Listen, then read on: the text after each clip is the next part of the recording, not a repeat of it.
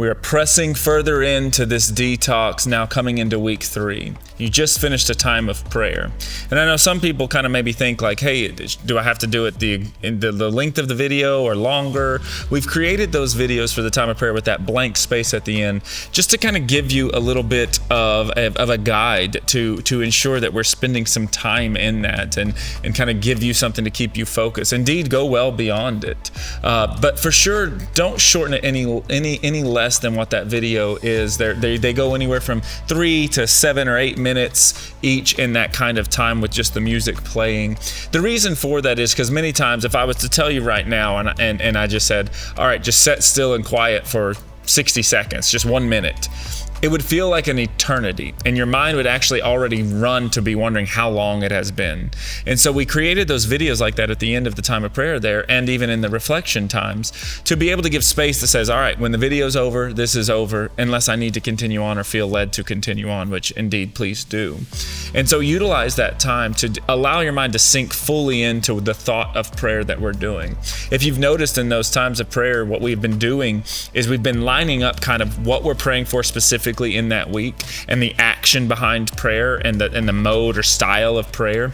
We've been doing it to give you some new tools. Some of you maybe have only experienced prayer in kind of a one-dimensional, one way of I just do it in a large group at the table, or I just do it when I need something. And so these different styles of template prayer and contemplative prayer, the thought prayers and the repetition prayers, and these differing things that you're doing are just simply tools to allow you to kind of experience it in a different way, kind of like a conversation with someone. There's lots of different styles of conversation, right? You can have that conversation that's deep and meaningful, setting over a table, over a meal. You can have that kind of fun, just enjoyment conversation. And indeed, even when there's more people involved, the conversation shifts even more.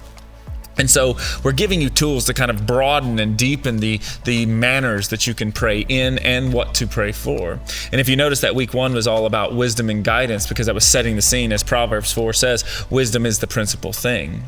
And then you'll notice last week it was all about that focus and that rest and focusing in Him with removing social media. You know, many of us probably had a sense of anxiety of what's going on in the world. I can't keep up with things, and just that kind of tendency to want to keep clicking. And I hope all of us are finding that there's such more rest and peace in that replacement conversation with God.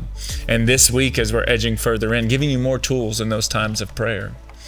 This week, we're pressing forward into the 3rd week, which is the midpoint of this journey, which is when some of us will grow weary in our well-doing, as Scripture says. Some of us may indeed kind of think like, I got to get back to this was kind of fun for a moment. I encourage you, keep pressing in on this, because that is where really the true worship comes in, is when we engage our heart and our mind into pressing forward into this.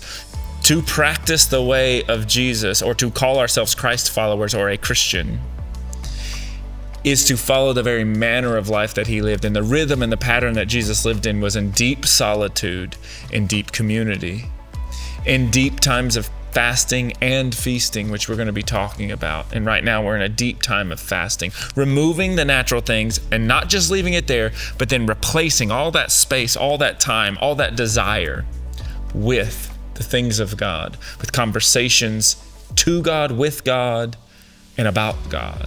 Understanding Christ and His manner, because to claim Christ following is to say Jesus really knew how to live and live well. And so I will follow in His very pattern, in His very mannerisms, in His way of life, and I will apply that into my life. That's what this journey is here to do as we press towards it.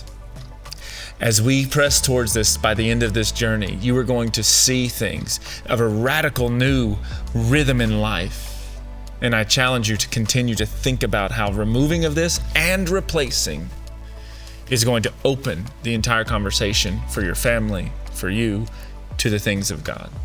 So keep pressing forward.